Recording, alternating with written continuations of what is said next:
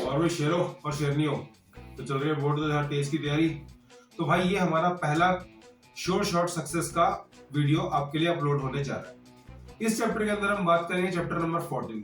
देखो भाई बात बिल्कुल सीधी सी है, तुम्हारा और मेरा दोनों का टाइम बहुत कीमती है जिसे कि वेस्ट करने का मेरा कोई आइडिया नहीं है। आप इस वीडियो को कैसे देखना चाहते हैं आपकी मर्जी है। जैसे ही मेरी बकवास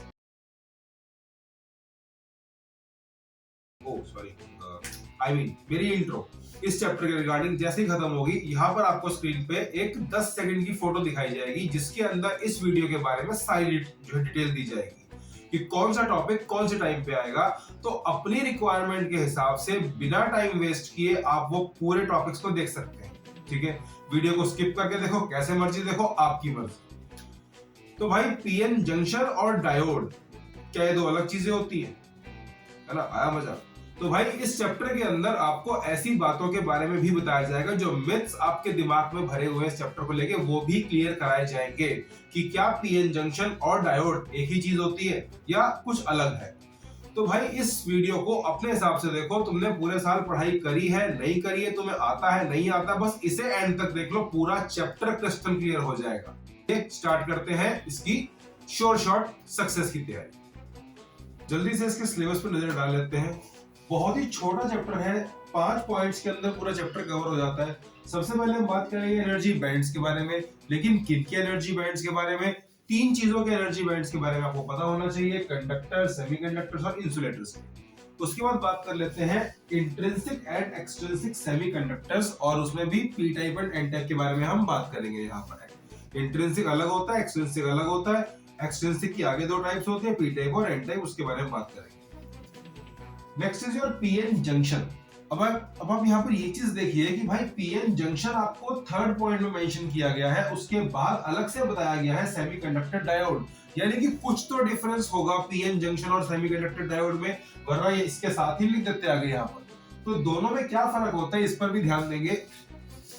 सेमीकंडक्टर डायोड के बारे में आपको क्या क्या चीजें पता होनी चाहिए, that is first is IV characteristics. IV characteristics क्या होती है कि सेमीकंडक्टर डायोड करंट और वोल्टेज के कैसा ग्राफ बनाता है इनके बीच में।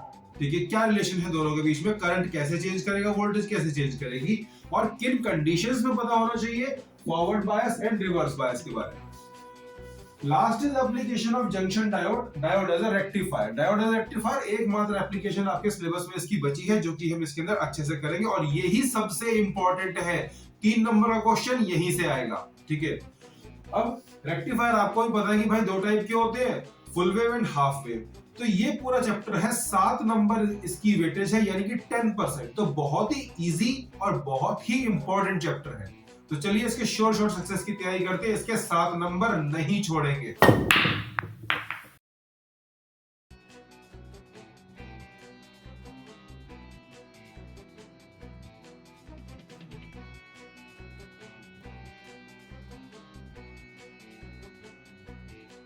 एनर्जी बैंड्स के बारे में स्टडी कर लेते हैं कि एनर्जी बैंड्स क्या होते हैं।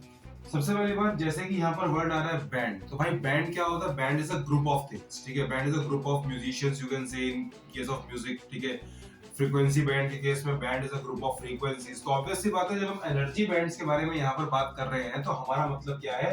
A group of energy levels is called energy band. ठीक है, एक ग्रुप ऑफ लेवल्स को हम क्या बोलेंगे? एनर्जी बैंड बोलेंगे।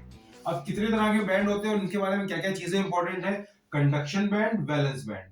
कंडक्शन बैंड एक अलग टाइप का बैंड होता है, वैलेंस बैंड एक अलग टाइप का बैंड होता है, और एनर्जी गैप और बैंड गैप एक अलग कंसेप्ट है। इनके बारे में हम यहाँ पर स्टडी करेंगे। तो भाई कंडक्शन बैंड क्या होता है? कंडक्शन बैंड एक ऐसा ग्रुप ऑफ एनर्जी लेवल्स होता है जिसमें कि अगर इलेक्ट्रॉन आ जाए तो वो करंट कंडक्ट करने लग जाता है। नाम से ही समझ में आ रहा है कंडक्शन बैंड। ठीक है, तो अगर इलेक्ट्रॉन इस बैंड में आ जाए, इस ग्रुप ऑफ एनर्जीज के अंदर आ जाए, तो वो करंट फॉर्मेशन शुरू कर देता है और इलेक्ट्रिक फील्ड लगाने पर वो मूव करना शुरू कर देगा। ठीक है, valence band, electrons in this band are bound. ये बंधे हुए इलेक्ट्रॉन्स होते हैं, ये मूव नहीं कर सकते हैं। अगर आप इलेक्ट्रिक फील्ड लगाएंगे भी तो भी ये मूव नहीं करेंगे। ठीक है, so they can't participate in current conduction. Valence band वाले करंट कंडक्शन में पार्टिसिपेट नहीं कर पाएंगे, कंडक्शन बैंड वाले ही कर पाएंगे, क्योंकि उनकी एनर्जी लेवल उस टाइप की है कि उसको एनर्जी देने पर, उस पर इलेक्ट्रिक फील्ड लगाने पर वो मूव करना शुरू कर देते हैं।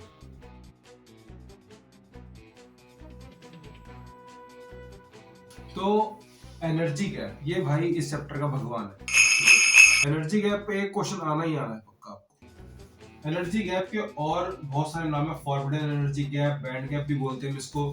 सिंबल के बारे में बात कर लेते हैं। सिंबल जो होगा इसका वो सिंपल ईजी रहता है, ई बड़ा और जी सबस्क्रिप्ट में। उसके बाद इसके जो यूनिट्स होते हैं वो इलेक्ट्रॉन वोल्ट के अंदर होते हैं, इसको हम ईवी कहते हैं। The difference between the last level of conduction band, अगर हमारे पास कंडक्शन बैंड ऐसे है, this is the conduction band and this is valence band.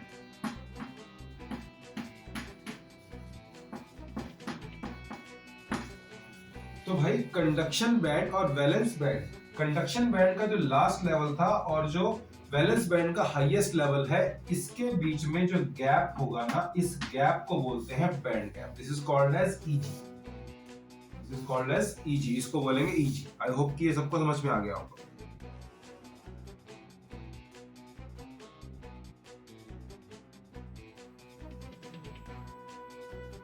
तो भाई चलिए जल्दी से हम बैंड डायग्राम्स के बारे में बात कर लेते हैं। तो कंडक्टर्स का जो बैंड डायग्राम है उसके अंदर कंडक्शन बैंड और वैलेंस बैंड आपस में ओवरलैप करता है, सबको पता होगी ये बात। इनका बैंड गैप 0 होता है, ठीक है। अगर हम बात कर लें जल्दी से इंसुलेटर्स के बारे में, तो इंसुलेटर्स का जो कंडक्शन बैंड है और जो वैलेंस बैंड है, इसके बीच में जो गैप होता है वो अगर 3 इलेक्ट्रॉन वोल्ट से ज्यादा का है तो हम उस सब्सटेंस को इंसुलेटर मानेंगे। So easy should be greater than 3 electron volts. और सेमीकंडक्टर्स के केस में कंडक्शन बैंड और वैलेंस बैंड के बीच में जो गैप होता है ना वो लेस देन 3 ईवी होता है। आपको डायग्राम में साफ साफ समझ में आ रहा होगा, ठीक है। इसमें गैप इतना बड़ा है और यहाँ पर गैप इतना सा है। तो ये बात हो गई इनके बैंड गैप डायग्राम्स के बारे में, जो कि बहुत इंपॉर्टेंट है।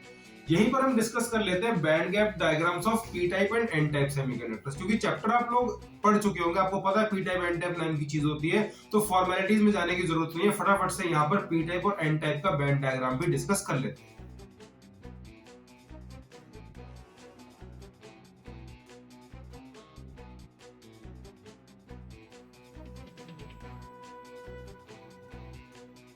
चलिए तो भाई डिस्कस कर लेते हैं यहाँ पर energy band diagrams of P type and N type. P type के अंदर देखिए कंडक्शन बैंड एज यूजुअल खाली रहेगा, वैलेंस बैंड भरा रहेगा, एक्सेप्टर एनर्जी लेवल यहाँ पर फॉर्म होगा, क्योंकि जो आपकी ग्रुप 13 की जो इंप्योरिटीज होती है उन्हें एक्सेप्टर इंप्योरिटीज कहते हैं। तो यहाँ पर acceptor energy level valence band से ऊपर उठ जाएगा, तो ये बैंड गैप कम कर दिया हमने यहाँ पर।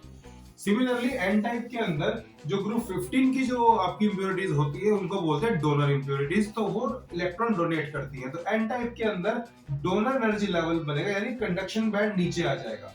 तो चाहे वैलेंस बैंड को ऊपर उठाओ चाहे कंडक्शन बैंड को नीचे गिराओ, मतलब तो एक ही चीज से बैंड गैप को कम करना है, ठीक है। आई होप ये बात सबको समझ में आ गई होगी।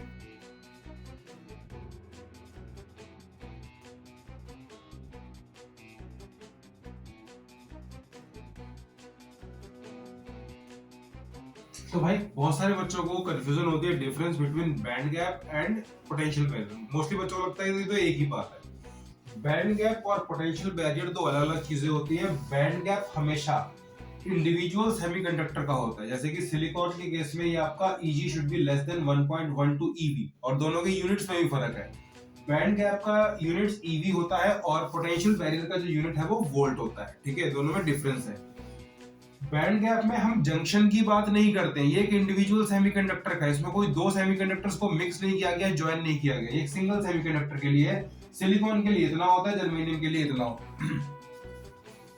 अगर बात करें पोटेंशियल बैरियर की, तो ये पीएन जंक्शन के लिए होता है, it is a junction barrier, ठीक है। अगर सिलिकॉन से डायोड बनाया है तो 0.7 वोल्ट का होगा और जर्मेनियम से बनाया है तो 0.3 वोल्ट का होगा। आई होप कि बैंड गैप और पोटेंशियल बैरियर आपको अच्छे से क्लियर हो गया। इंट्रिंसिक सेमीकंडक्टर और एक्सट्रिंसिक सेमीकंडक्टर में क्या डिफरेंस है, ये बहुत बार आपके बोर्ड एग्जाम्स में पूछा गया है, तो इसको इग्नोर ना करें, ये भी आपके लिए इंपॉर्टेंट है, 2 मार्क्स के अंदर आ सकता है।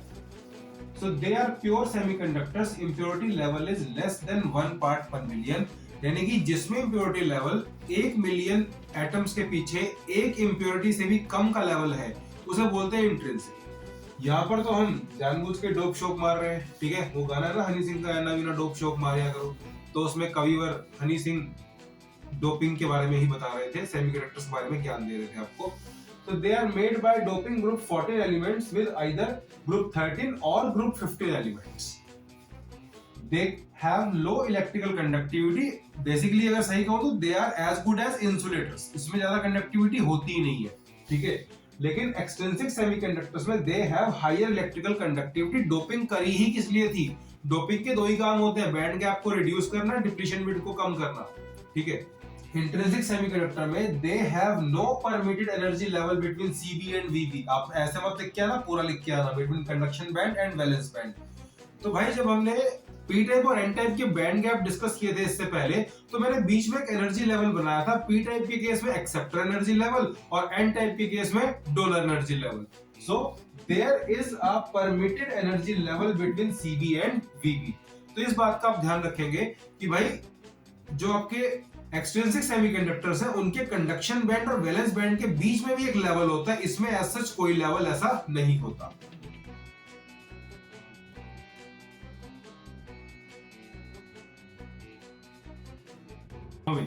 तो इसमें दो पॉइंट्स और है। इंट्रिंसिक सेमीकंडक्टर के अंदर the number of free electrons is equal to the number of holes. जितने फ्री इलेक्ट्रॉन्स बनेंगे उतने ही होल्स बनेंगे, क्योंकि जब कोई इलेक्ट्रॉन अपने लैटिस को छोड़ के जाएगा तो अपने पीछे एक होल छोड़ देगा, तो जितने इलेक्ट्रॉन्स गए उतने उसके पीछे होल रह गए।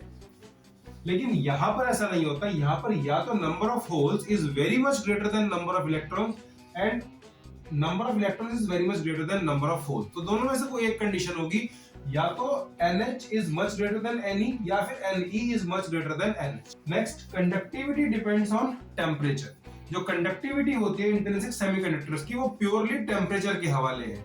किसी इलेक्ट्रॉन ने गर्मी अब्सॉर्ब कर ली तो वो निकल जाएगा लैटिस छोड़ के, किसी ने नहीं करी तो वो वहीं का वहीं पड़ा रहेगा। लेकिन यहाँ पर हम ऐसा नहीं करते, यहाँ पर हम कंडक्टिविटी को चेंज करते हैं किसके हिसाब से? टेम्परेचर के हिसाब से। तो ऑब्वियसली करेगी ही करेगी, there is absolutely no doubt. लेकिन यहाँ पर डोपिंग का फैक्टर भी ऐड हो जाता है, हम डोपिंग से भी इसकी चार्ज कंसेंट्रेशन को इंप्रूव कर देते हैं।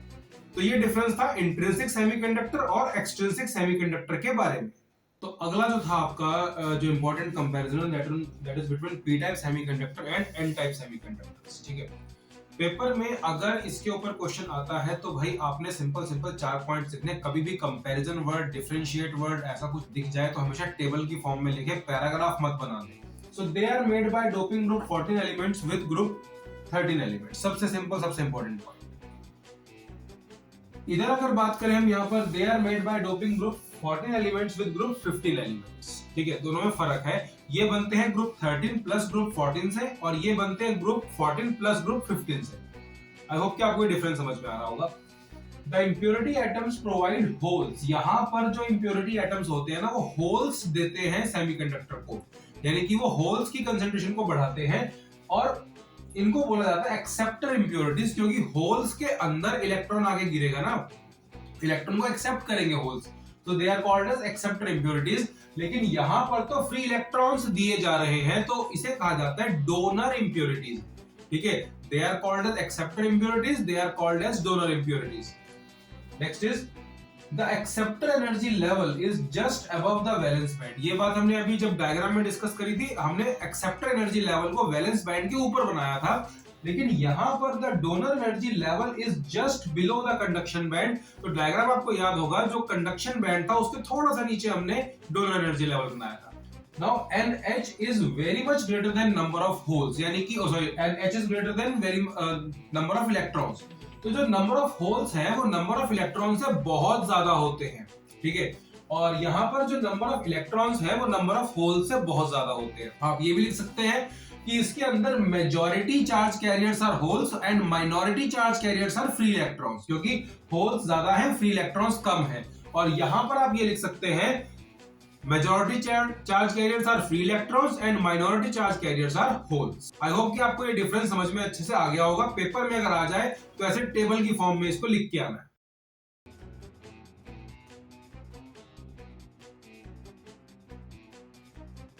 तो अब हम बात करेंगे पीएन जंक्शन के बारे में। तो जो पीएन जंक्शन है, ये इसका एक माइंड मैप है, ये इसका एक ब्लॉक डायग्राम है, जिसपे कि आप समझ सकते हैं कि भाई पूरा चक्र, पूरा क्रम, पूरा काल चक्र कैसे चलता है इसका, ठीक है।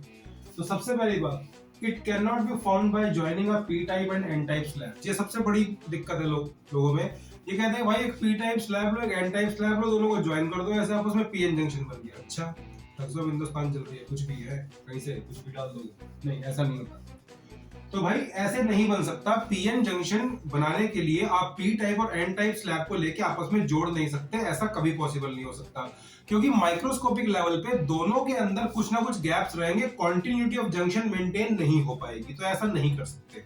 तो फिर कैसा कर सकते हैं, कैसे करेंगे? It is formed by doping one part of the slab bye group 13 and the other by group 14। एक स्लैब लेके सिलिकॉन की, उसके एक साइड पे एल्यूमिनियम के एटम्स कर देते हैं और दूसरे वाले एंड पे जो आपके फास्फोरस के एटम्स होते हैं उनको भी उनको जो है फायर कर देते हैं। ठीक है, अब उससे क्या होता है, एक तरफ डोपिंग हो गई पी टाइप वाली, एक तरफ डोपिंग हो गई एन टाइप वाली, एक तरफ एल्यूमिनियम के एटम्स, एक तरफ फास्फोरस के एटम्स। तो पॉइंट इज दैट आपने एक ही स्लैब को अलग अलग टाइप से डोप करके उसके अंदर पीएन जंक्शन क्रिएट कर दिया। नाउ सबसे पहले जब जंक्शन बनता है तो उसके अंदर डिफ्यूजन करंट होता है। डिफ्यूजन क्या होता है, मैं बहुत ही सिंपल तरीके से आपको समझा देता हूं।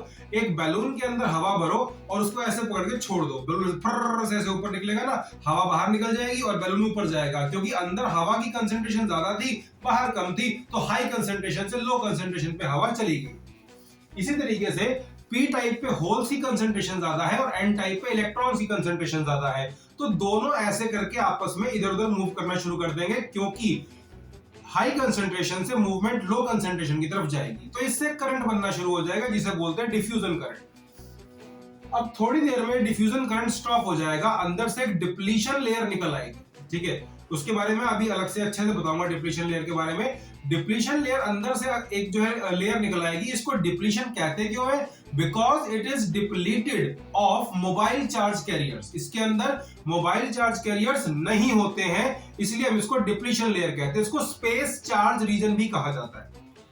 इसके बाद यहां से एक पोटेंशियल बैरियर डेवलप हो जाता है। पोटेंशियल बैरियर डेवलप होने की वजह से जो मूवमेंट है ना होल्स की और इलेक्ट्रॉन्स की, वो रुक जाती है। ठीक है, अचानक से बीच में से एक जंक्शन निकल आता है, बीच में से ऐसे राइज कर जाता है। मैं आपको एक डेमो करके दिखाता हूं यहां पर इसका। देखिए, जैसे मेरे पास एक ये कॉपी है, इसको ध्यान से देखेंगे, ये इसके दो पार्ट्स है। ठीक है, ये आपको दिख रहा होगा, ये इसके दो पार्ट्स है। मैं इसके ऊपर लिख भी देता हूं, ध्यान से देखेंगे इस चीज को। सपोज ये P और ये N, ये P और ये N, यहां से होल्स निकल के इधर आ रहे थे, यहां से इलेक्ट्रॉन निकल के इधर आ रहे थे। अगर इसको ऐसे कर दिया जाए, यूं इस तरीके से रखा जाए, तो यहां पर होल्स ऐसे मूव कर रहे थे, यहां से N इलेक्ट्रॉन्स ऐसे मूव कर रहे थे, जंक्शन बिल्कुल स्मूथ था। अचानक से बीच में बैरियर निकल आया इस तरीके से, अचानक से बीच में क्या आ गया, बैरियर निकल आया इसके अंदर से। ठीक है, तो भाई पोटेंशियल बैरियर क्या करता है, इलेक्ट्रॉन्स और होल्स को मूव करने से रोकता है। इसलिए हमें लगानी पड़ती है बाइसिंग। बाइसिंग भी दो तरह की, हमारा इंसान का दिमाग तो एक खुराफाती कि भाई जब काम फॉरवर्ड चल रहा था, हमने कहा चल रिवर्स भी करके देख लेते हैं। तो भाई दो तरह की biasing, forward and reverse biasing. अब जब फॉरवर्ड बायस होता है तो भाई बनता है ड्रिफ्ट करंट, और जब रिवर्स बायसिंग होती है तो बनती है माइनॉरिटी करंट। ठीक है, so this was a brief description of PN junction. अभी मैंने डायोड की बात नहीं करी है, पीएन जंक्शन की ही बात करी है।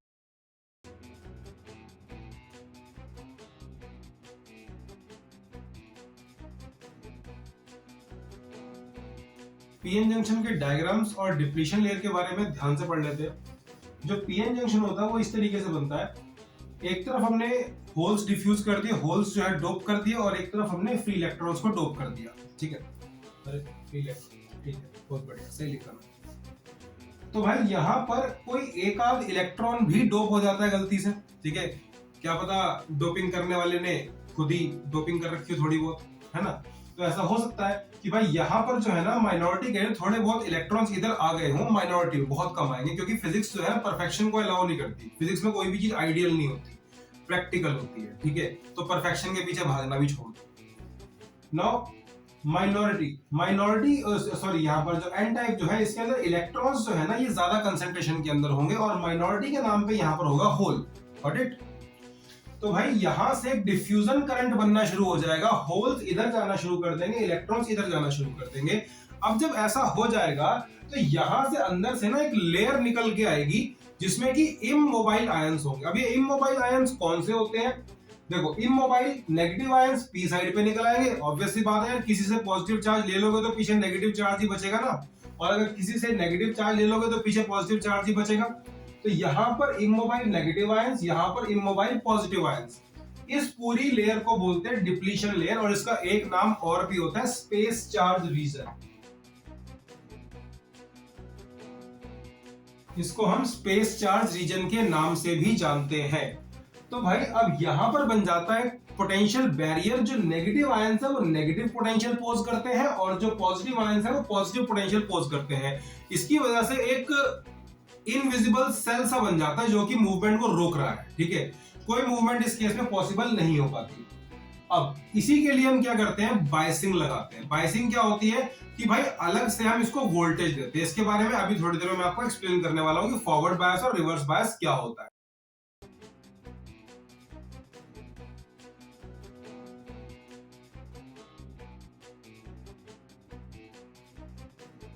हाँ भाई, तो अब हम बात करेंगे फॉरवर्ड बायस और रिवर्स बायस के बारे में। When P side is connected to higher potential as compared to N side, तो भाई ऐसा नहीं होता कि हमेशा आप P साइड को पॉजिटिव पे N साइड को नेगेटिव पे जोड़ेंगे, ये रट्टा मत मारा करो। जो एग्जैक्ट कंसेप्ट है वो ये है कि P साइड हमेशा हायर पोटेंशियल पे होना चाहिए। अगर आपने P साइड को +5 पे जोड़ दिया और N साइड को +4 पे जोड़ दिया तो भी कोई दिक्कत नहीं है, तो भी फॉरवर्ड बायस है। ठीक है, अगर आपने P साइड को +3 पे जोड़ दिया और N साइड को 0 पे जोड़ दिया तब भी वो फॉरवर्ड बायस है।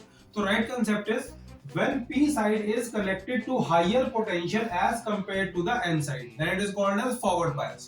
अब ये क्या करेगा, जो पॉजिटिव पोटेंशियल है वो होल्स को इधर धक्का मारेगी ऐसे करके, और जो नेगेटिव पोटेंशियल है वो इलेक्ट्रॉन्स को ऐसे धक्का मारेगी।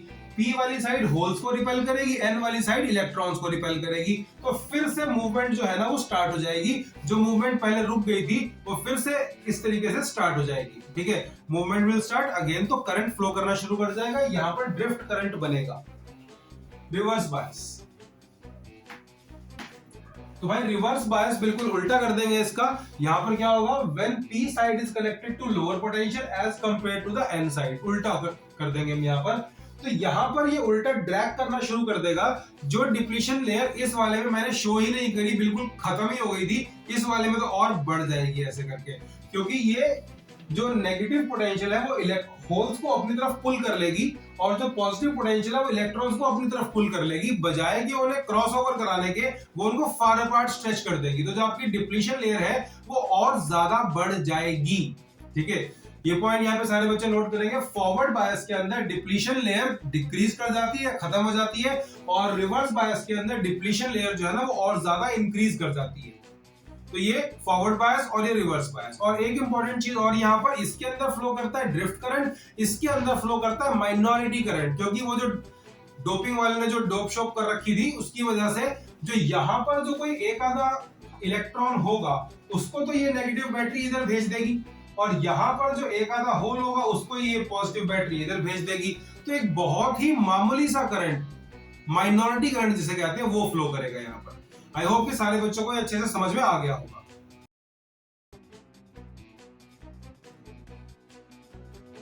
क्योंकि इस चैप्टर का पहला न्यूमेरिकल वाला टॉपिक है। ठीक है, न्यूमेरिकल्स हम आगे डिस्कस करेंगे वीडियो के अंदर, आपको अच्छे समझ में आएंगे। यहाँ पर हम बात कर लेते हैं लॉ ऑफ मास एक्शन के बारे में। लॉ ऑफ मास एक्शन बोलता है intrinsic concentration is equals to number of holes into number of electrons. ये जो लॉ है ये दोनों के लिए वैलिड है, चाहे आपका इंट्रिंसिक सेमीकंडक्टर हो चाहे एक्सट्रिंसिक हो, उसमें चाहे पी टाइप हो चाहे एन टाइप हो, सब पर ये लॉ लगता है Ni² is equals to NH into Ne। क्योंकि यहाँ पर एक बात सोचने वाली है कि अगर आपने नंबर ऑफ होल्स इंक्रीज कर दिए तो ऑब्वियसली बात है नंबर ऑफ इलेक्ट्रॉन्स डिक्रीज करेंगे, फ्री इलेक्ट्रॉन्स, और अगर आपने नंबर ऑफ फ्री इलेक्ट्रॉन्स अगर इंक्रीज किया तो NH डिक्रीज करेगा। दोनों का प्रोडक्ट जो होगा ना वो Ni² के बराबर ही रहेगा। अब मोस्टली बच्चों को लगता है ये तो नंबर है, इसके कोई यूनिट्स नहीं होंगे, बट ऐसा नहीं है। यहाँ पर n के जो यूनिट्स होते हैं वो पर मीटर क्यूब होते हैं या फिर मीटर -3 की पावर में होता है। ठीक है, मोस्टली बच्चों को ऐसा लगता है कि ये तो नंबर ऑफ इलेक्ट्रॉन्स है, नंबर ऑफ होल्स है, और नंबर की कोई यूनिट नहीं होती है। 11वीं क्लास में पहले चैप्टर पढ़ाते हैं number has no units and dimensions, लेकिन ऐसा नहीं है, ये कंसंट्रेशन है। इसको बोल हम नंबर रहे हैं पर है ये कंसंट्रेशन। Got it?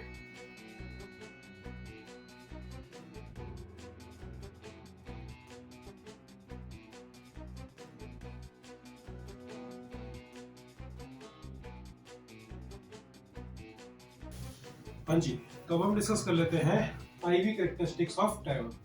देखिए, आईवी कैरेक्टरिस्टिक्स एक बहुत ही इंपॉर्टेंट टॉपिक है और इससे रिलेटेड क्वेश्चंस आपको पेपर में आ सकते हैं। तो यहाँ पर हम सबसे पहली चीज डिस्कस करेंगे फॉरवर्ड बायस के अंदर और रिवर्स बायस के अंदर। देखिए फॉरवर्ड बायस के अंदर आपने सबसे पहली चीज जो नोट करनी है वो ये है कि इसमें जो करंट है ना वो मिली एम्पियर्स में होना चाहिए, ठीक है। और इसमें जो करंट है ना रिवर्स बायस में वो माइक्रो एम्पियर्स में होना चाहिए, क्योंकि ये माइनॉरिटी करंट होता है और माइनॉरिटी चार्ज कैरियर्स ज्यादा होते नहीं है। तो अगर जो डायोड सिलिकॉन का है तो 0.7 वोल्ट तक वो डायोड नॉन लीनियर कंडक्ट करेगा। इसको हम नॉन लीनियर रीजन कहते हैं और इसे नॉन ओहमिक रीजन भी कहते हैं।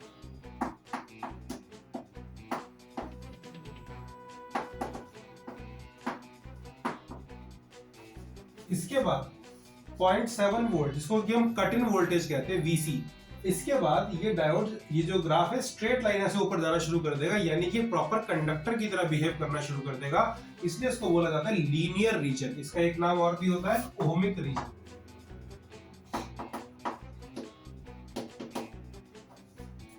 अगर डायोड सिलिकॉन का हुआ तो वो 0.7 वोल्ट के बाद जो है ना लीनियर कंडक्ट करना शुरू कर देगा, और अगर जो डायोड जर्मेनियम का हुआ तो वही 0.3 वोल्ट के बाद कंडक्ट करना शुरू कर देगा। तो ये मटेरियल के ऊपर डिपेंड करता है। अगर हम रिवर्स बायस में चले जाएं तो रिवर्स बायस में सबसे पहले माइनॉरिटी करंट फ्लो करना शुरू करता है। माइनॉरिटी करंट, ठीक है। माइनॉरिटी करंट माइक्रो एम्पियर्स में क्यों होता है? मैंने बताया कि माइनॉरिटी चार्ज कैरियर्स होते ही बहुत कम है, ठीक है। लेकिन अगर किसी शरीफ आदमी को ज्यादा तंग करोगे तो भाई फिर उससे खतरनाक गुंडा भी कोई नहीं होता, ठीक है। अब आप रिवर्स बायस बढ़ाए जा रहे हो, एक पॉइंट ऐसा आएगा जहां पर डायोड के सारे सबर के बांध टूट जाएंगे और इलेक्ट्रॉन्स की एक बाढ़ सी आ जाएगी, बहुत हैवी करंट फ्लो करना शुरू कर देगा। इसे बोलते हैं ब्रेक डाउन वोल्टेज, और या फिर इसे बोलते हैं नी वोल्टेज। आप जब बैठते हैं तो आपका घुटना भी इसी शेप में होता है ना, ऐसे होता है आपका घुटना, इस तरीके से बेंड करता है। तो भाई ब्रेकडाउन वोल्टेज या नी वोल्टेज उस वोल्टेज को कहा जाता है जहां पर डायोड के सबर का बांध टूट जाता है, इलेक्ट्रॉन अपनी लैटिस से निकल के वैलेंस बॉन्ड तोड़ के सारे फ्लो करना शुरू कर देते हैं और बहुत ही हैवी करंट बनना शुरू हो जाता है। तो भाई इसे बोलते हैं ब्रेकडाउन करंट। इसका इस्तेमाल जेनर डायोड में किया जाता था, फिलहाल जेनर डायोड सिलेबस में नहीं है। तो ये रहा आपका आईवी कैरेक्टरिस्टिक्स।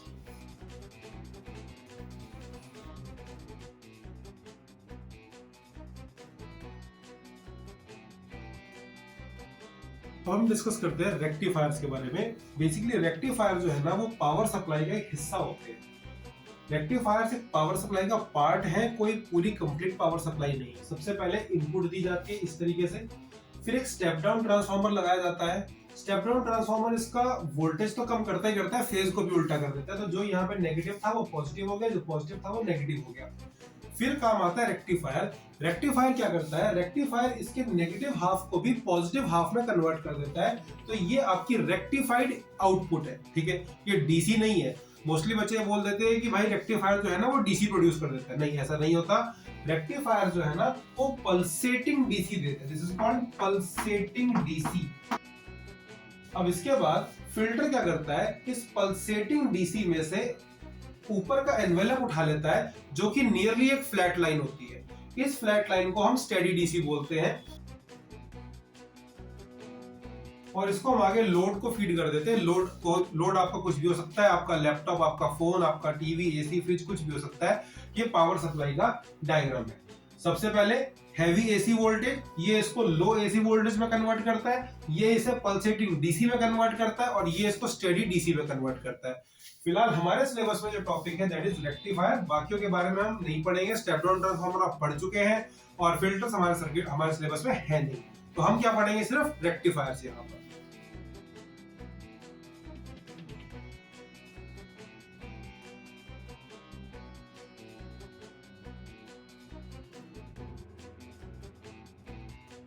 ओके गाइस, तो यहाँ पर हम डिस्कस कर लेते हैं टाइप्स ऑफ रेक्टिफायर्स के बारे में। सबसे पहले बहुत शॉर्ट में आपको समझाऊंगा हाफ वेव रेक्टिफायर। नाम से समझ में आ रहा है कि भाई आधा ही काम करेगा, हाफ प्लेट है, ठीक है।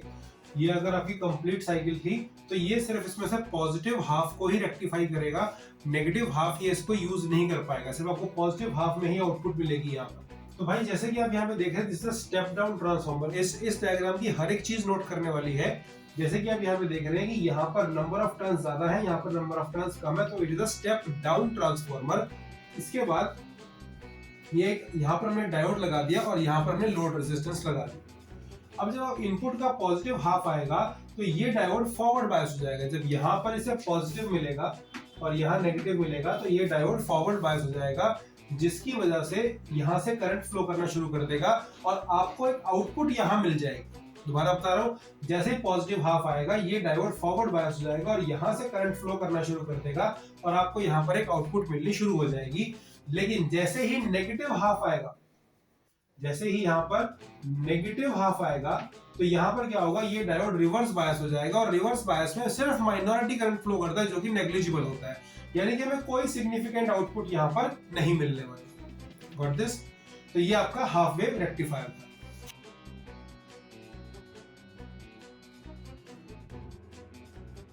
Okay, so now we will discuss the most important topic of this chapter. Mark my words, ये 3 मार्क्स के लिए बहुत इंपॉर्टेंट है।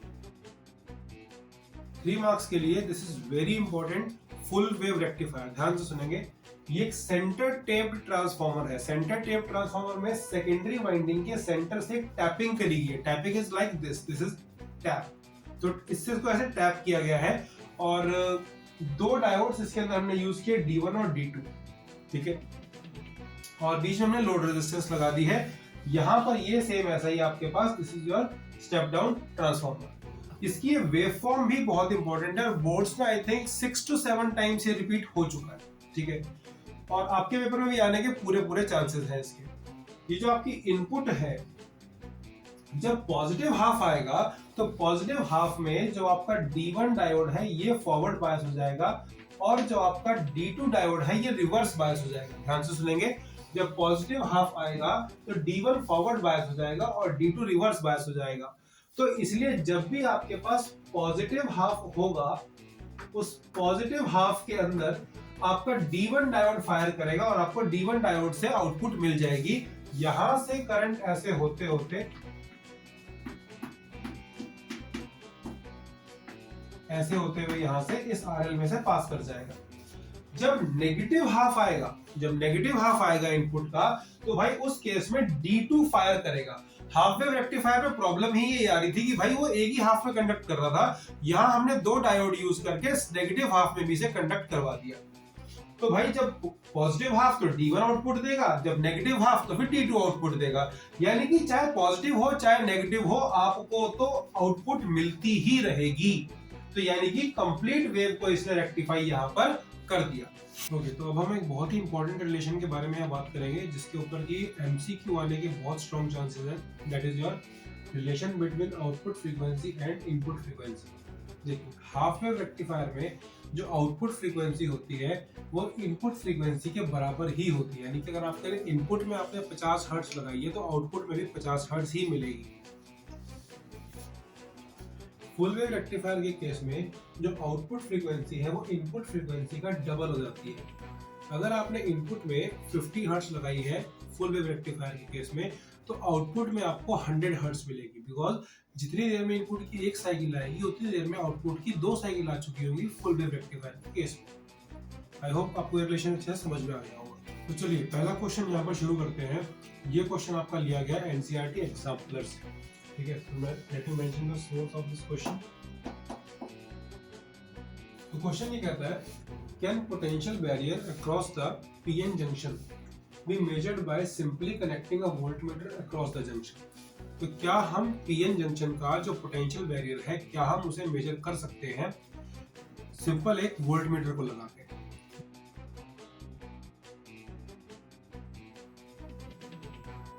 तो देखिए, इसका बिल्कुल सिंपल सा आंसर है, no, we cannot do this because the resistance of voltmeter will be much higher than the junction resistance। तो जंक्शन की रेजिस्टेंस होती है वो बहुत ही छोटी होती है और वोल्टमीटर की जो रेजिस्टेंस होगी वो इनफैक्ट बहुत ज्यादा हो जाएगी। तो अगर जो रेजिस्टेंस ऑफ वोल्टमीटर बहुत ज्यादा हो गई एज कम्पेयर टू जिसे वो मेजर करना चाह रहा है, तो आपका जो वोल्टमीटर है वो प्रॉपरली उसे मेजर नहीं कर पाएगा। तो इस केस में we can not do this. चलिए सेकंड क्वेश्चन में डिस्कस कर लेते हैं। सेकंड क्वेश्चन ये कह रहा है, tin, carbon, silicon, germanium all are group 14 element. ये सारे के सारे ग्रुप 14 एलिमेंट्स में आते हैं, ठीक है। Yet tin is a conductor, carbon is an insulator, while silicon and germanium are semiconductors. Why? बहुत ही इंपॉर्टेंट क्वेश्चन है, बोर्ड्स में आ भी चुका है और कहां से लिया गया है, एग्जाम्पलर। तो चलिए इसके आंसर को बिल्कुल टेक्निकल फॉर्म में आपको बोर्ड्स में कैसे लिख के दिखाना है, बिल्कुल टेक्निकल तरीके से आपको लिख के दिखाता हूं।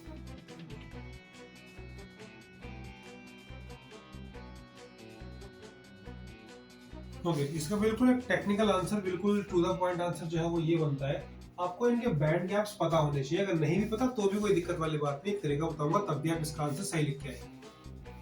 देखिए सिलिकॉन सॉरी जो टिन है उसके बारे में पूछा है कि कंडक्टर के, कोई भी चीज कंडक्टर तब होती है जब उसका बैंड गैप जो है वो जीरो होता है। तो कॉमन सेंस की बात थी कि टिन का जो बैंड गैप होगा वो जीरो होगा।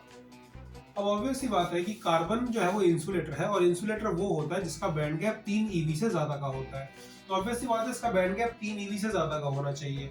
अगर आपको ये याद नहीं है कि कार्बन का बैंड गैप कितना होता है तो आप सिंपल ये लिख दें कि इसका बैंड गैप 3 ईवी से ज्यादा का है, अदरवाइज इसकी वैल्यू है 5.4 ईवी। सिलिकॉन का 1.1 ईवी होता है, जर्मेनियम का 0.7 ईवी होता है। अगर आपको वैल्यूज नहीं याद तो बस ये लिख दो कि इनका band gap less than 3 EV है, अदरवाइज प्रॉपर वैल्यूज के साथ इसको आप मेंशन कर दीजिए। तो एक बार इस पूरे आंसर को ध्यान से नोट कर लो। चलिए थर्ड क्वेश्चन यहाँ पर जल्दी से डिस्कस कर लेते हैं। क्वेश्चन फिर मैंने एग्जांपल से ही लिया है। Why are elemental dopants for silicon and germanium are usually chosen from group 13 and group 15? तो क्वेश्चन ये है कि जो इम्प्योरिटी एटम्स हैं वो ग्रुप 13 और ग्रुप 15 से ही क्यों लिए जाते हैं। इसका बहुत ही सिंपल सा रीजन है कि भाई जो साइज पेरेंट एटम का है, इम्प्योरिटी का भी वही साइज होना चाहिए ताकि वो लैटिस को डिस्टॉर्ट ना कर सके। ठीक है, एक सिंपल सी बात है, अगर एक बस की सीट पे 3 लोग बैठे हुए पतले पतले से, और आप उन 3 में से बीच वाले को उठाकर एक मोटे से आदमी को बिठा दोगे तो भाई वो दोनों वाले साइड वाले गिरेंगे ऐसे। ठीक है, तो जिस चीज को आप रिप्लेस कर रहे हो उसका वही साइज होना चाहिए जिस साइज का आपका पेरेंट एटम।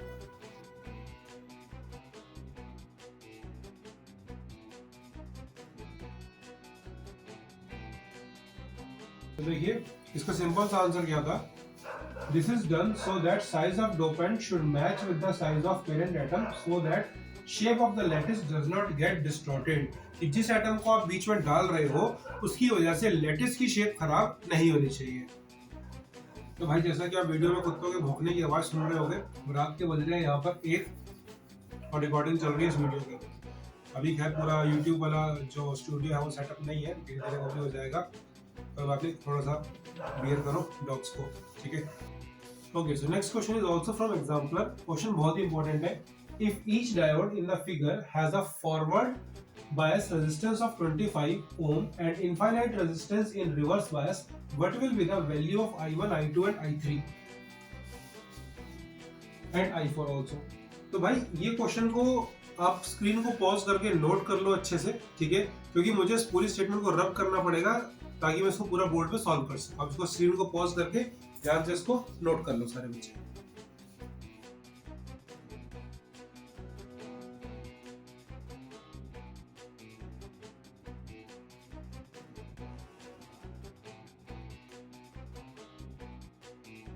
हाँ जी, तो यहाँ पर देखते जल्दी से, जो आपका D1 डायोड है वो फॉरवर्ड बायस है, यानी कि 25 ओम की रेजिस्टेंस शो करेगा, करंट इसमें से जाएगा। D2 जो है वो आपका रिवर्स बायस है, तो ये इनफाइनाइट रेजिस्टेंस शो करेगा, यानी कि it will behave as open circuit, इसमें से कोई करंट नहीं जाएगा। तो I3 की वैल्यू 0 है, ये हमने पहले ही बता दिया।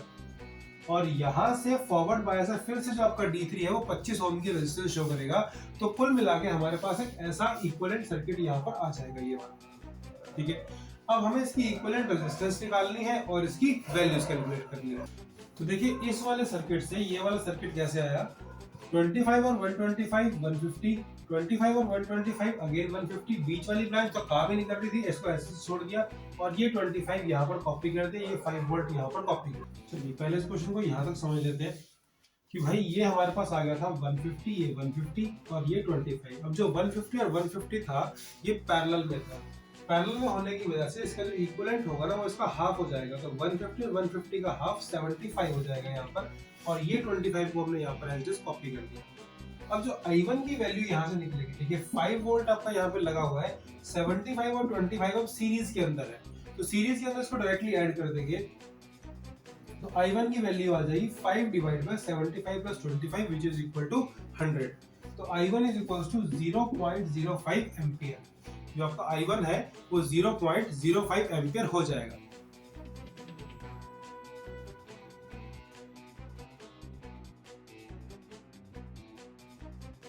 जो आपका I1 है वो बराबर डिवाइड हो जाएगा I2 और I4 के अंदर, क्योंकि दोनों ब्रांचेस के अंदर सेम रेजिस्टेंस थी। जो I4 वाली ब्रांच थी उसके अंदर भी 150 ओम की रेजिस्टेंस थी और I2 वाले में भी 150 ओम की रेजिस्टेंस थी। तो दोनों के अंदर करंट बराबर बराबर डिस्ट्रीब्यूट हो जाएगा।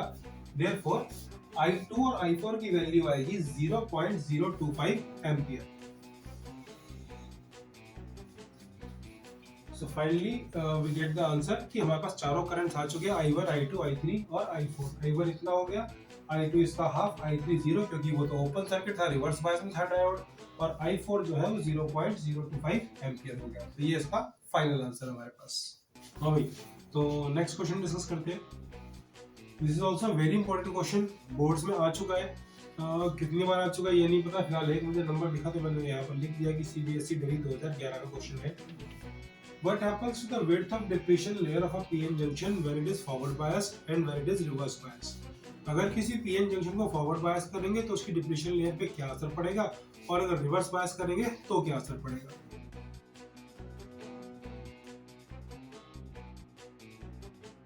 तो देखिए इसका आंसर बहुत ही सिंपल सा था कि जब हम फॉरवर्ड बायस करते हैं तो डिप्लीशन लेयर जो होती है ना वो कम हो जाती है, बिकॉज जो इलेक्ट्रॉन्स होते हैं उसको एन साइड धक्का मार देती है। जो कि नेगेटिव टर्मिनल होता है बैटरी का, वो इलेक्ट्रॉन्स को पी साइड की तरफ धक्का मार देता है, और होल्स जो होते हैं बैटरी का पॉजिटिव टर्मिनल उन्हें एन साइड की तरफ धक्का मार देता है। तो जिस वजह से फिर से क्रॉसिंग ओवर शुरू हो जाती है और फॉरवर्ड बायस में डिप्लीशन जो लेयर है वो डिक्रीज करती है।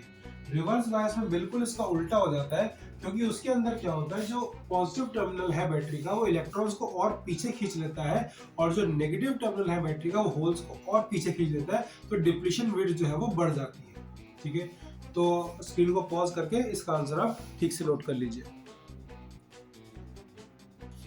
Okay, so this is also a very important question जो कि मैंने बोर्ड पे लिखा है। ये आपका CBSE सैंपल पेपर 2021 में आया हुआ क्वेश्चन है। When the voltage drop across the PN junction diode increases from 0.7 volt to 0.71 volt, the change in the diode current is 10 milliampere. तो डायोड के करंट में जो चेंज आ रहा है वो 10 milliampere का आ रहा है। So what is the dynamic resistance? देखिए यहाँ पर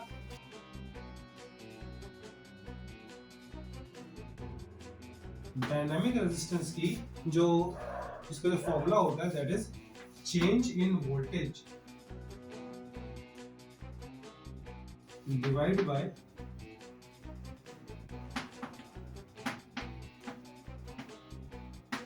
चेंज इन करंट।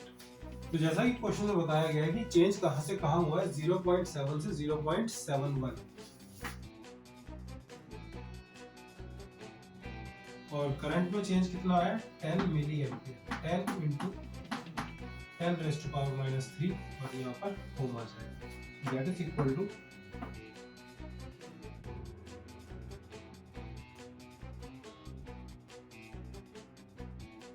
जल्दी से इस क्वेश्चन को समझ लेते हैं कि भाई डायनामिक रेजिस्टेंस का फॉर्मूला ये था change in voltage divide by change in current that is equal to delta V by delta I। क्योंकि डायनामिक वर्ड जहां पर भी आ जाएगा वहां पर हमें चेंज की रेशियो निकालनी होती है। तो 0.71 जैसे 0.7 माइनस करेंगे दैट इज 0.01, और 10 into 10 raise to power -3 solve करके आपका जो आंसर आ जाएगा दैट इज 1 ओम। तो स्क्रीन को पॉज करके इसका आंसर ठीक से नोट कर लो। ओके, तो ये एक और क्वेश्चन आपके लिए मैं लेके आया हूँ जो कि बहुत ही सिंपल क्वेश्चन है और CBSE 2017 में आया हुआ क्वेश्चन है। Question is, in which of the following diagram which one out of B1 and B2 will glow and why? तो भाई B1 और B2 में से कौन ग्लो करेगा और क्यों ग्लो करेगा। बहुत ही सिंपल क्वेश्चन है।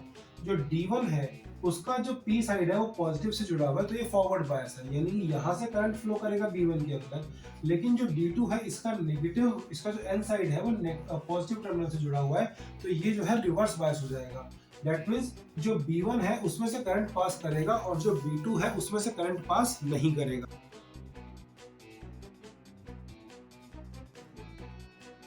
तो भाई सिंपल सा answer B1 will glow as D1 is forward bias, B2 will not glow as D2 is reverse bias। Reverse bias में कोई करंट फ्लो ही नहीं करता तो B2 में कोई करंट जाएगा नहीं, उसमें से कोई लाइट नहीं निकलेगी। चलिए नेक्स्ट क्वेश्चन डिस्कस कर लेते हैं इस चैप्टर का, जो कि बहुत इंपॉर्टेंट है। मैंने आपके सामने दो क्वेश्चंस लिखे हुए हैं, दोनों क्वेश्चंस बिल्कुल सेम है, कुछ भी फर्क नहीं है। पहला क्वेश्चन है, what are the energy bands, right any two distinguishing features between conductors, semiconductors and insulators. ये बहुत इजीली आप लोग कर सकते हैं, इसमें कुछ समझाने वाली बात नहीं है, टाइम वेस्ट नहीं करेंगे। फिर भी अगर नहीं आता तो मेरे वीडियो के स्टार्टिंग सेक्शन में जाके आप इसको देख सकते हैं। Draw the necessary energy band diagram to distinguish between conductors, semiconductors and insulators. Again same question है, सिर्फ आपको ये बताने के लिए कि क्वेश्चन कितनी बार रिपीट हो चुका है। 2014, 2016, 2015 लगातार ये क्वेश्चन है, और भी बहुत बार आया क्वेश्चन ये। आपको एनर्जी बैंड्स के बेसिस पे इसको डिस्टिंग्विश करना होगा। इसमें जो एक चीज मुझे लगी कि आपको समझनी चाहिए, how does the temperature affects the behaviour of these materials. तो इन मटेरियल्स के ऊपर टेम्परेचर का क्या असर पड़ता है, ये हम यहाँ मेन समझेंगे।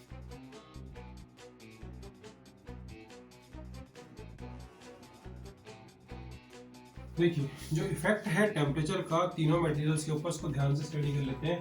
कंडक्टर्स के केस में conductivity decreases as resistivity increases, क्योंकि कोलिजन फ्रीक्वेंसी बढ़ जाती है, रिलैक्सेशन टाइम घट जाता है, इस वजह से रेजिस्टिविटी बढ़ने लग जाती है, और रेजिस्टिविटी अगर बढ़ेगी तो कंडक्टिविटी घटेगी। सेमीकंडक्टर्स के केस में टेम्परेचर बढ़ाने से इलेक्ट्रॉन होल पेयर ज्यादा जनरेट होते हैं, जैसे गर्मी को एक्साइट करके इलेक्ट्रॉन्स लीव करते हैं लैटिस को, तो पीछे होल्स बच जाते हैं, तो दोनों की कंसंट्रेशन बढ़ने लग जाती है, जिसकी वजह से जो कंडक्टिविटी है सेमीकंडक्टर्स की वो बढ़ जाती है। इंसुलेटर्स बेचारे ये वो बैक बेंचर्स की तरह कि भाई कुछ मर्जी कर लो, इनका कुछ नहीं होने वाला, ठीक है, कोई बात नहीं, तुम्हारा भाई उनके लिए भी काम करेगा। तो भाई as band gap is large, band gap जो है वो लार्ज है, तो ज्यादा कोई सिग्निफिकेंट चेंज होता नहीं है इनके अंदर due to smaller variations of temperature.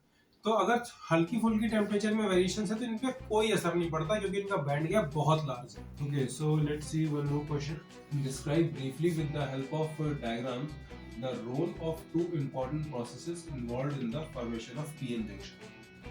तो भाई यहाँ पर विद द डायग्राम्स आपको अच्छे से ये बताना है कि पीएन जंक्शन कैसे बनता है।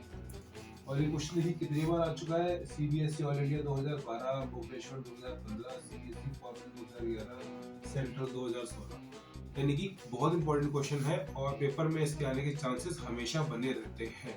ठीक है, चलिए मैं आपको जल्दी से बता देता हूँ कि कौन से वो दो इंपॉर्टेंट प्रोसेस हैं जिनको आपको प्रॉपरली यहाँ पर एक्सप्लेन करना है।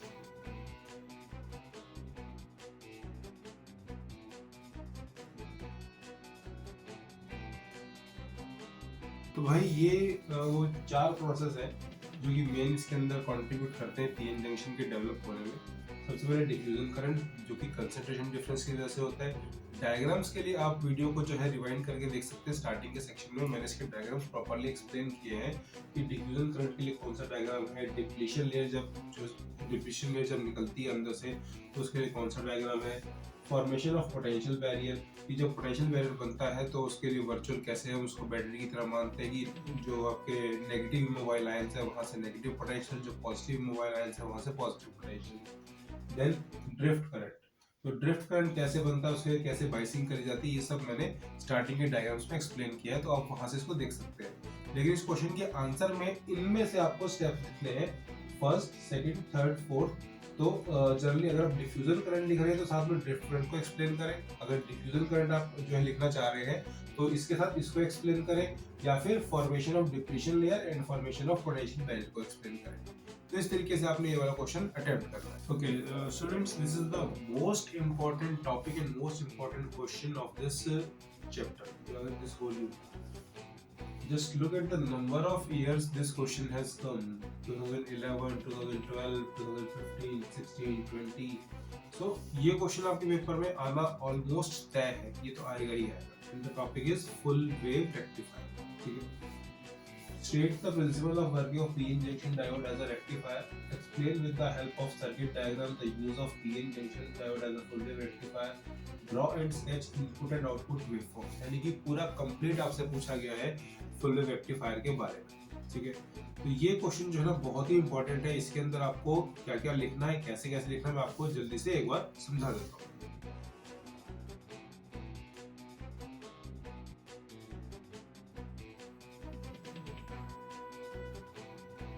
देखिए प्रिंसिपल के अंदर आपने क्या स्टेट करना है कि since a PN junction diode conducts only in forward bias, जो पीएन जंक्शन डायोड है वो एक ही डायरेक्शन में कंडक्ट करता है। तो भाई डायरेक्शन से यहाँ पर मैं आपको एक पॉइंट और इम्पोर्टेंट बता दूं कि इसमें जो डायोड लगेंगे दोनों के मुंह ना एक तरफ होंगे, और जिस तरफ इसकी चोंच होती है ना करंट हमेशा उसी तरफ ही फ्लो करता है। ठीक है, जो पीएन जंक्शन डायोड है वो सिर्फ एक ही डायरेक्शन में कंडक्ट करता है, इसीलिए इसको हम यूज कर सकते हैं रेक्टिफिकेशन के पर्पस के लिए। सर्किट डायग्राम जैसे मैं आपको पहले बता चुका हूँ और एक बार मैंने यहाँ पे आपको दोबारा बना के दिखा दिया। प्रॉपर इसकी लेबलिंग करनी है, इनपुट दिखानी है, स्टेप डाउन ट्रांसफार्मर दिखाना है, लोड रेजिस्टेंस दिखाना है, और ये भी लिखना है कि ये जो ट्रांसफार्मर है ये सेंटर टेप्ड है। ठीक है, सेंटर टेप्ड। तो ये आपका सर्किट डायग्राम हो गया। देखिए वर्किंग को यहाँ मैंने बहुत ही ब्रीफ में एक्सप्लेन किया है कि पॉजिटिव हाफ के अंदर जो D1 होगा वो फॉरवर्ड बायस हो जाएगा, नेगेटिव हाफ के अंदर वही D1 क्या हो जाएगा, रिवर्स बायस। लेकिन पॉजिटिव हाफ में जहाँ D2 रिवर्स बायस था तो नेगेटिव हाफ में अब D2 फॉरवर्ड बायस हो जाएगा, यानी कि पॉजिटिव और नेगेटिव हाफ्स के अंदर एक ना एक डायोड तो आपका फॉरवर्ड बायस में रहेगा ही रहेगा, और करंट जो है वो RL से सेम डायरेक्शन में फ्लो करेगा। तो भाई ये इसकी ब्रीफ में वर्किंग है। अभी हम देख लेते हैं इसके ग्राफ्स। ये इसके ग्राफ्स हैं। इनपुट आपकी एक पॉजिटिव नेगेटिव वाली जो है आपकी इनपुट एसी है, पॉजिटिव नेगेटिव। अब पॉजिटिव हाफ के अंदर जो D1 है वो कंडक्ट करेगा और इसका यहाँ से आपको आउटपुट मिल जाएगा। तो जैसे जैसे आपका पॉजिटिव हाफ आएगा, जहां जहां भी पॉजिटिव हाफ है वहां वहां पे आपको जो है ना जो आउटपुट मिलेगी वो कौन देगा, D1। नेगेटिव हाफ जहां पर होगा वहां पर आपका आउटपुट कौन देगा, D2। अगर किसी बच्चे को ये डाउट है कि ये नेगेटिव वाला पॉजिटिव में कैसे कन्वर्ट हो गया, तो उसके लिए सिंपल सी बात है कि भाई करंट चाहे D1 में से जाए, तो मैंने कहा जिस तरफ चोंच होती है डायोड की उसी तरफ से जाता है, तो करंट ऐसे फ्लो करेगा। जब इसमें से फ्लो करेगा तो भी करंट ऐसे फ्लो करेगा चोंच की तरफ। तो RL में से तो करंट हमेशा सेम डायरेक्शन के अंदर ही फ्लो कर रहा है ना। ठीक है, चाहे वो पॉजिटिव हाफ हो चाहे नेगेटिव हाफ हो, करंट तो सेम डायरेक्शन के अंदर ही फ्लो कर रहा है। तो कुल मिला के आपको जो आउटपुट मिलेगी वो तो पॉजिटिव में ही मिलेगी। तो ये इसके ग्राफ्स हो गए। So now this topic is very important. I think 3 marks के अंदर ये कंफर्म शॉर्ट टॉपिक है कि फुल रेक्टिफायर तो आना ही आना है। ठीक है, तो भाई इस चैप्टर के वीडियो के अगले पार्ट में इसका एक सेकंड पार्ट भी आएगा, उसके अंदर हम MCQs और ARs भी डिस्कस करेंगे। That is your assertion reasoning question. Keep watching my channel and do subscribe to it.